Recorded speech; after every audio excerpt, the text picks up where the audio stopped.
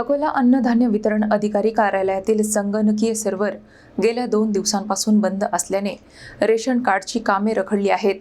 नवीन ration कार्डसह विविध कामांसाठी येणाऱ्या नागरिकांना काम न होताच रिकाम्या हाताने परतावे लागत आहे. अकोला अन्नधान्य वितरण अधिकारी कार्यालयातील संगणकीय सर्व्हरमध्ये तांत्रिक बिघाड झाल्याने गेल्या 2 दिवसांपासून रेशन कार्डशी संबंधित ऑनलाईन कामकाज ठप्प झाले आहे.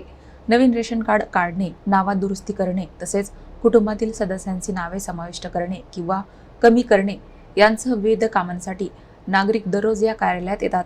मात्र सर्व्हर बंद असल्यामुळे ही कामे रखडली आहेत. तसेच आपली दैनंदिन कामे सोडून कार्यालयात येणाऱ्या नागरिकांना काम न होताच परतावे लागत असल्याने त्यांचा वेळ आणि पैसा वाया जात आहे.